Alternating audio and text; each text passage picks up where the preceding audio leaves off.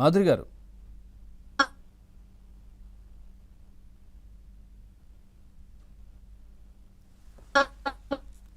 మీకు తెలిసే ఉండాలి. సెల్ఫ్ ఎక్వైర్డ్ నుంచి ఆస్తికి మీకు ఎవరికి ఎటువంటి రైట్స్ ఉండవు. మీ తండ్రి నిజంగా వాళ్ళకి వారసత్వం కాకుండా సెల్ఫ్ ఎక్వైర్డ్ ప్రాపర్టీ హిందూ పురుషుడు, ప్రతి ఒక్క అవును హిందూ అవును పురుషుడు కూడా అంటే తన తాతల సంపాదించిన తాతల ఆస్తి నుంచి వచ్చిన తనకి దానికి ఇష్టం ఉంటుంది, వచ్చినట్టు చేసుకునే రైట్.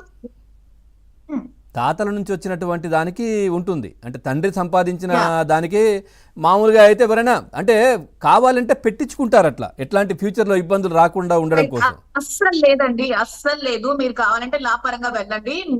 ఇప్పుడు మీరు ఓన్ గా ఏదైనా ఒకటి కొనుక్కున్నారు అనుకోండి, అది మీకు నచ్చిన వాళ్ళకి అమ్మే రైట్ మీకు ఉంటుంది. ఉమ్, ఈవెన్ మీరు కావాలంటే అనాథాశ్రమం కూడా రాసేసుకోవచ్చు, అది మీ ఇష్టం. కానీ మీ తండ్రి నుంచి కానీ మీ తాత నుంచి కానీ వస్తే దాని మీద పిల్లలకి వైఫ్ కి రైట్ ఉంటుంది, వాళ్ళు ఫైట్ చేసుకోవచ్చు లీగల్ గా. కానీ మీ సంపాదించిన ఆస్తి ఎవడైతే ఓన్ గా సెల్ఫ్ ఎక్వైర్డ్ ప్రాపర్టీ ఉంటుందో ఆ సెల్ఫ్ ఎక్వైర్డ్ ప్రాపర్టీని ఎవరికి నచ్చినట్టుగా వాళ్ళు అమ్ముకోవచ్చు. సో ఇతనికి అప్పులు ఉన్నాయి, ఇతను డబ్బులు ఇచ్చే స్థితిలో లేరు కాబట్టి తను కష్టపడి సంపాదించుకున్న ఆస్తి కాబట్టి దాన్ని రిజిస్ట్రేషన్ చేయడం జరిగింది. ఇప్పుడు నెక్స్ట్ ఏంటి, నెక్స్ట్ ఏం చేయబోతున్నారు? నెక్స్ట్ ఏంటి, నా హౌస్ నేను ఆక్యుపై చేసుకున్నాను. ఇదే ఉమ్, ఇంట్లో నేను ఉంటాను. ఆల్రెడీ ఇంటికి లాస్ చేసుకున్నాను. ఎవరు వచ్చినా నేను ఊరుకోను. ఎందుకంటే నేను డబ్బులు ఇచ్చి కొనుక్కున్న ఇల్లు కాబట్టి ఇది నా ఇల్లు. కంప్లీట్ దిస్ అయిపోయిందా? ఇస్ మై ఇప్పుడు ఇల్లంతా ఓన్ ప్రాపర్టీ. కన్స్ట్రక్షన్, బయట అయితే అంత సిమెంట్ వర్కే ఉన్నట్టుంది, లోపల కొంచెం. ఏంటి ఇంకా అంతా అండర్ కన్స్ట్రక్షన్ లోనే ఉందండి. కింద అంతా ఆఫీస్ కోసమని కన్స్ట్రక్షన్ చేసాం, అంతా అండర్ కన్స్ట్రక్షన్. ఇప్పుడు కూడా కిచెన్ ఒకటే అయింది. ఇది కిచెన్, ఈ కిచెన్ ఇంకొక బెడ్రూమ్ అయింది అంతే. ఈ ఉమ్, ఈ ఒక 2 బెడ్రూమ్స్ అయ్యాయి. ఈ ఫ్లోర్ లో ఒక 2 బెడ్రూమ్స్, ఒక కిచెన్, ఒక థియేటర్ రూమ్ కట్టాం, ఒక సినిమా హాల్ ఒకటి కట్టాం. అది ఇంకా అసలు కంప్లీట్ అవ్వలేదు, జస్ట్ ఒక 10% కంప్లీట్ అయింది. ఒక బెడ్రూమ్, ఒక హాల్, ఇంకొక బెడ్రూమ్, ఇంకొక కిచెన్. ఎప్పుడైనా మీరు హోమ్ టూర్ చేయాలి అయ్యాక. ఇప్పుడు చూపియండి మాధురి గారు.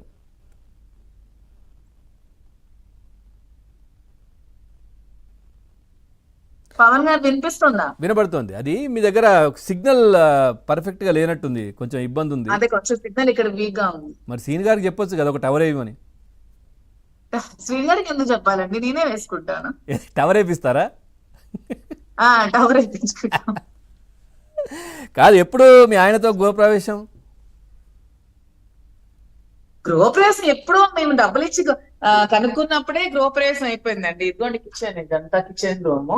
ఉమ్, గృహప్రవేశం అనేది మేము ఎప్పుడో అప్పుడే మేము పెట్టుబడి పెట్టినప్పుడే 1 ఫ్లోర్ 2 ఫ్లోర్స్ మేము అనుకున్నప్పుడే రిజిస్ట్రేషన్, అదే అప్పుడే గృహప్రవేశం అయింది. ఇప్పుడు మళ్ళీ కొత్తగా అంటే మళ్ళీ అంతా కంప్లీట్ అయ్యాక మళ్ళీ చేసుకోవాలి. ఉమ్. అదే గృహప్రవేశం మామూలుగా ఎప్పుడు ఎప్పుడు చేస్తున్నారు ఏంటి అనేది? చేస్తాం సూన్, ఇల్లు కంప్లీట్ అయిపోయిన వెంటనే చేస్తాం. ఎవరెవరితో? ఎవరెవరితో అంటే నేను గృహప్రవేశం చేస్తాను, మీ అందరికి పిలిచి భోజనాలు పెడతాను. అంటే మీరు మీ ఆయనతోనే చేస్తారు కదా జనరల్గా గృహప్రవేశం.